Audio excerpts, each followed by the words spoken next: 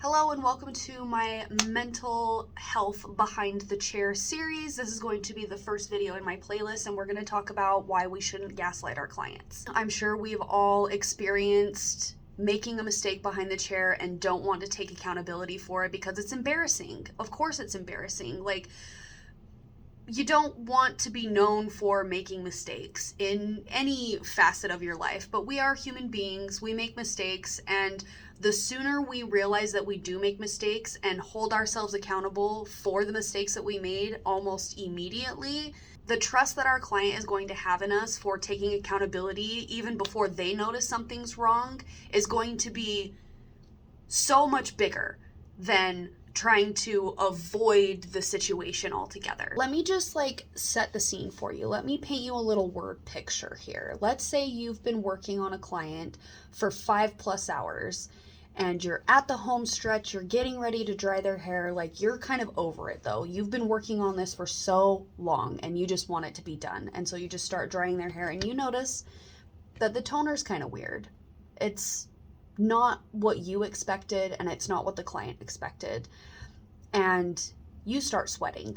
I've definitely had some stress sweats behind the chair, and your hands are shaking and you're trying to read the room and you can feel that tension in your station, in your area, in your room as you're drying your client's hair. So you turn her away from the mirror to finish drying because you don't want to be able to make eye contact with them in the mirror because you know something's up.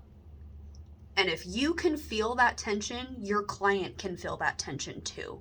So you're staying completely silent.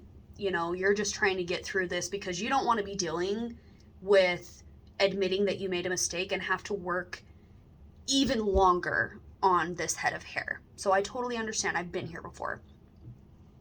And after you dry her hair, you don't even ask her if she wants her hairstyle. You just start curling her hair because hopefully that will hide the mistake. Maybe it will show the dimension that was supposed to be there because of your placement mistake or something like that. And you don't show her the back of her hair. You just take her payment and then just have her leave and wash your hands of the whole interaction, right?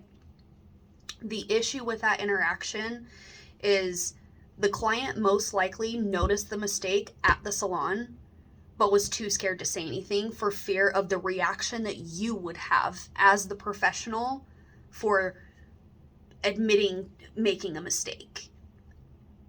So she goes home in the privacy of her own bathroom and she starts dissecting her hair. She starts looking through it, seeing if there's any other mistakes, and she's seeing what she's seeing, whatever the mistake is that you knew. And you just let her leave that way anyways because you were over it, you didn't have time to fix it or whatever. And so she calls the salon to complain, hey, I noticed this thing is happening, I noticed that thing is happening. And because your ego is so high, so big of an ego, you try to gaslight her through the phone. That's not what happened.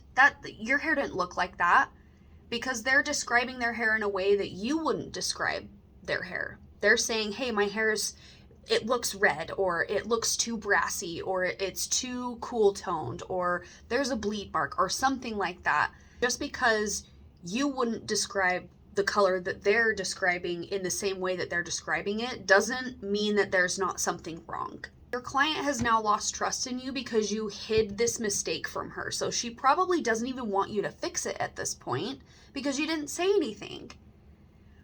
So chances are you've lost a client. She might want a refund for the mistake that you made, depending on how giant the mistake was. Or you could have taken, in my opinion, a little better approach and told her, hey, this happened, I messed up, and I want to fix it from the get-go. That is going to show so much integrity towards your client and the integrity in your work that, hey, I make mistakes, I'm acknowledging that I make the mistake, and I am validating you for probably noticing it anyways, and I'm just going to nip this in the bud now, let's get it fixed. And so in my opinion, a better way to approach a mistake that you made is immediately tell the client that you made the mistake, Say, hey, you know what? I'm actually not super proud of how this turned out. It isn't what I expected, and I'm sure it's not what you expected, but I want to fix this and make it right and get us closer to what your goal was. Do you have time right now for me to fix it? Or if you don't have time, or if they don't have time, hey, how's tomorrow? Tomorrow morning, first thing in the morning, or get them in as soon as possible. Like, even if you have to work late, what are you doing later this evening, etc., etc. That's going to show them that, hey, I care about your hair and I care about your well-being and your mental health. And if this mistake is so big, like, I want to fix it. But another scenario is, like, what if you don't know how to fix the mistake? How do you approach that? I would definitely tell your client, hey, I made a mistake, but I am genuinely not sure how to fix it. I'm going to go ask for a second opinion. It is okay to go ask your colleagues for help when you've made a mistake. There's a first time for everything, and the sooner that you realize that you can actually ask for help, like, the sooner that you're going to learn from the mistake and not make it again. It's okay to put your ego aside for just a few minutes to help rectify the situation with your client, because your client doesn't care that you don't know how to fix it. She cares about somebody fixing it and making it right. So you saying, hey, I'm going to take the reins on this, I'm going to get it fixed for you, even if it's physically not me, you don't have to worry about anything right now. Like, you just sit and relax. I'm going to get this fixed, even if I have to grab a team member, a colleague of mine, to come and help me fix this issue. Not only are you holding yourself accountable for the mistakes that you're made and showing the integrity in your work, you're building trust between you and your client. So when you do make mistakes with this specific client, they know, you know what?